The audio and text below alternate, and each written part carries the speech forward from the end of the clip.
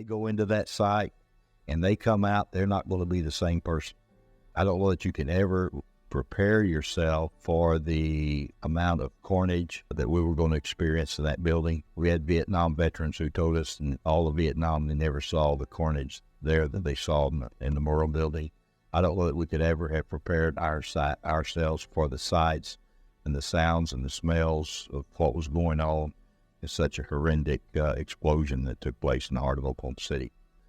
As we brought chaplains down, we first of all began to just put them out in some of the areas, triage areas that they were setting up, only to find out most of those triage areas didn't treat anybody, because most of the people that were injured in the Murrah Building either walked out of the building, were either taken out very early, put in ambulances and taken to local hospitals, so that by the time the triage areas got set up around, there was nobody to treat because those people had already been transported to local hospitals. We took the last live body out of that building with an amputation on the first day, and that was the last live body taken out of the building. So there was some disappointment on the part of some of the medical people who came and set up triage areas expecting to treat people at the scene and had nobody to treat because those people had already been transported either by private vehicles or by ambulances to local hospitals, which were in the immediate area of the Murrah Building. Of course, our police and fire chaplains began to just kind of be there to kind of monitor and see what was going on with the rescue community and our rescue people that were there. And they were pretty busy, so a lot of good counseling that you thought might go on early didn't go on because the early part of what we did was simply to support them, to be there to listen to them, to carry water to them. A lot of great ministry took place after we realized it was going to become not a rescue but a recovery operation. A lot of that took place in areas where they pulled off the side and came in to get a cup of coffee or to get a sandwich, and we just put a chaplain there to sit down and just visit with them and introduce ourselves and let them do the talking. People that was actually in the pits working with the rescue people, for the most part, we put our military chaplains, and especially the rescue people want people there working with them that they know something about who they are and their lifestyle, what they do. It's a biohazard area very quickly, and we know what the shot record is of our military chaplains. We know that they've had their shots. It's a prevented thing. But you put local clergy there who haven't had those shots, it's a biohazard area, and they don't know how to decontaminate. They bring things off the scene that could be medically a problem with them and with their families that they take home. On the second day, NOVA showed up, which is the National Organizations of Victims Assistance. And because we had them on site, we made a determination that the local clergy who came down, who had not had prior training in disaster response, would at least go in and take a 4-hour refresher course from the NOVA people. They were not happy about that because most of the clergy thought, we've done ministry all of our life. Well, you hadn't done ministry like this. And you need to prepare yourself for what you're going to experience if you go down on that side. And they got upset. Well, you just tell them they go or they don't go down. I credential you, so if you don't want to go to the class, thank you. There's other areas that you can do ministry, but you're not going to do ministry down here if you don't take the course.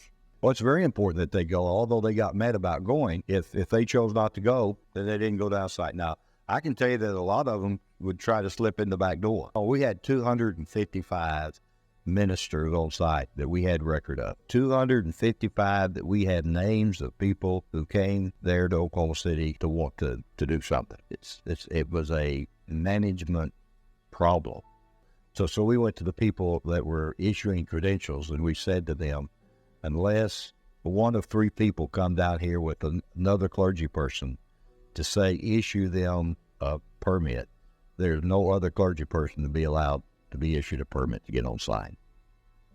And you made some of them angry. I still have probably some people who are very angry at me, and because we wouldn't let them on site. In fact, we actually got on site and pulled tags and escorted clergy off the site because if they were there and they didn't know what they were doing and they began to interfere with the recovery operation, a federal agent would come to us and say to us, do you know who this person is? Well, if they didn't check in where we asked them to check in, we may not know who they were.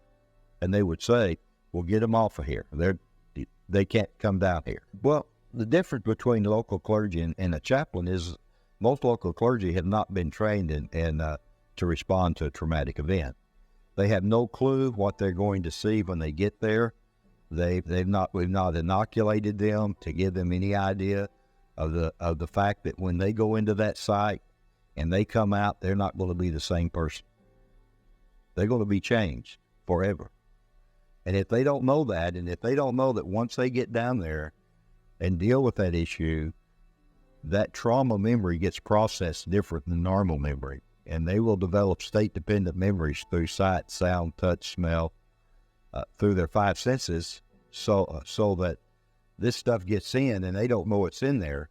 And all of a sudden they come out and they begin to have some issues because of trauma memory that they've got and those anchors. And I'll give you a fine example. We had a local clergy who came down, and a year later he came to my office and he talked to me, and I said, what's going on? He said, you know, in our faith community, we christen babies. Well, I understand that. And he said, you know, we haven't had a baby born this year until last week.